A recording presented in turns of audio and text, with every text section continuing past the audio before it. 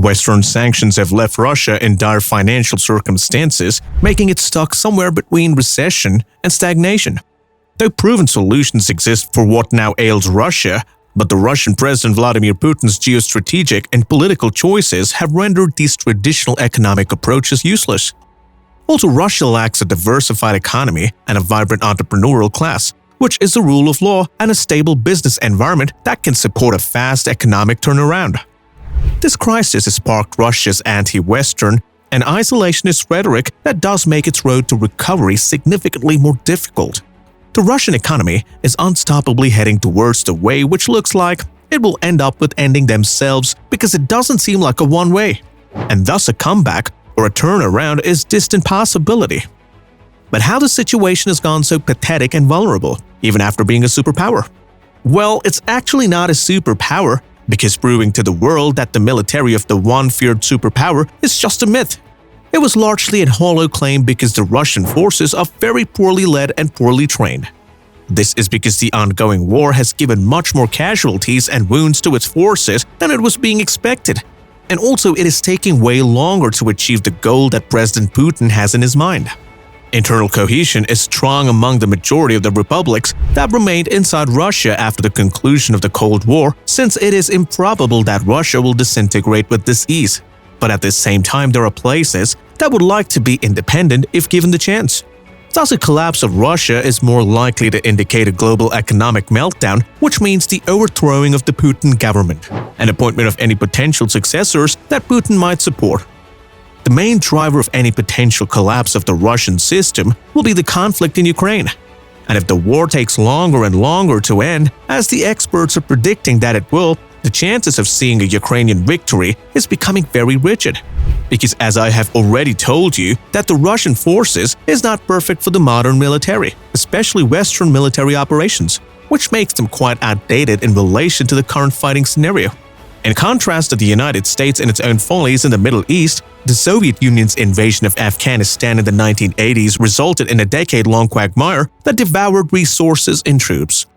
The Soviet Union was unable to support its unsuccessful military adventurism for many years due to a lack of extremely deep pockets and ally nations. Today's Russian invasion of Ukraine is starting to resemble another, far worse Soviet invasion of Afghanistan. The United States assisted the Mujahideen fighters against the Soviet onslaught by giving them training and light weaponry. The outcome was a standoff where the Soviets held the city and the Mujahideen the countryside. But there are several key distinctions between the Afghan Mujahideen and contemporary Ukraine. The United States assisted the Mujahideen fighters repelling the Soviet assault by giving them training and light weaponry. As a result, there was a standoff in which the Soviets ruled the cities and the Mujahideens ruled the countryside. However, there are a number of key distinctions between the Afghani Mujahideen and the Ukrainian troops of today, including, as I've already mentioned, an organized Western-style enforcement system. Also, the statement from Putin of using nuclear weapons against Ukraine is kind of taking a realistic turn. But even then, it is bound to happen that Russia will see a massacre, because then this country will be completely isolated by the other regions around the world. And as I have said before, the Russian economy is not a diversified economy, and the exports of oil and energy is the only major pillar upon which the entire economy is standing. So, if the boycott happens, the only hope would be the aliens far in space that I think would be interested to deal with Putin. Just kidding, guys. But on a serious note, there would be literally no one to commit trade with Russia, hence a complete shutdown. However, only time will tell what will happen. But after looking at the current scenario, it seems that it will turn out to be true. The Western sanctions have already started to bite. Imports to Russia have collapsed and manufacturers are struggling to obtain components, including semiconductors and other high-tech parts. However, many countries in Asia, Latin America, and Africa have not followed the commands to impose sanctions on Russia, with some benefiting from the Western retreat. And constantly, these countries are being pressurized in order to break the bonds and ties with Russian province. Also, now the pressure is being built on the West to impose the so-called secondary sanctions, where foreign nationals can be cut off from the international financial system if they do business with Russia. Russia's position as a commodities exporter has been irreversibly eroded, as Moscow has been forced to sell more of its oil and gas to Asia at a steep discount. You might get shocked to know that Russia was drawing down $600 billion in foreign currency reserves that have acted as a cushion for Putin in the first months of the war. And the official said that the $300 billion has already been utilized out of it, while another half of the reserves have been froze by the West. Even the Russian officials are sure about the fact that Putin will only run short of cash for the war when the West can fully cut its reliance on the Russian energy, which they believe would likely take only 2 to 3 years. If Putin's options become limited, the last option that he will be left with is to print more and more money. Russia may effectively start printing money to meet skyrocketing military costs, which would be nothing but just another act of madness, as it would lead to huge ruble depreciation, hyperinflation, and social unrest.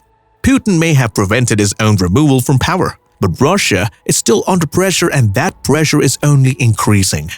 Even as you view this episode, Ukrainian military are receiving growing amounts of new weapon systems and are receiving training in the West on how to use them.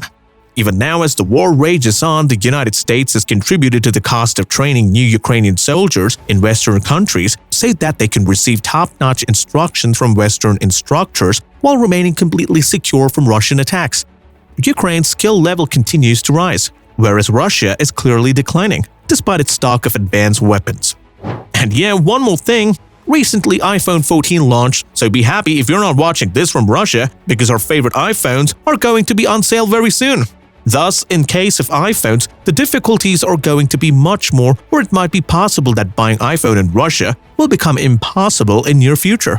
And if you also are looking for some automobile to own, then go for it right now after this video, because the same is going to happen with it too, especially Lexus. Even country's government is revising regulations to allow the sale of vehicles without airbags or anti-lock brakes, which right now are difficult to produce because of sanctions induced and the problems with the supply chain.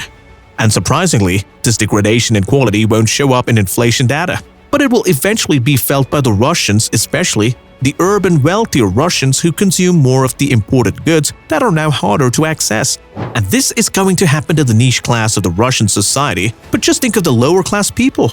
Households are just beginning to feel the impact of lower living standards. Things are getting higher and higher in terms of price, and by the time the rich would pile up the daily need stocks by throwing more and more money, on the other hand, the poor and middle class people would be left with a deficit. Hence, no matter what goes out in the world, whether it's a natural disaster or a man-made one, the one who gets crushed every time is the poor. Russia's GDP has shrunk by around 5% as compared to the last year, and also the rate of decline is increasing each month since the war began. After that, I bring up industrial production, which includes Russia's oil and gas industries. So, that has also fallen a bit more than before. The decline was by only about 2% compared with last year. Since coming up to the manufacturing segment of Russian industry, which also saw a decline of 4.5%. You can clearly see where this is actually going. The bar is being lowered each day, and Putin is behaving in a way which will make things even worse. We will keep you updated with all the recent developments with this regard and hope things get better for the entire world. Peace.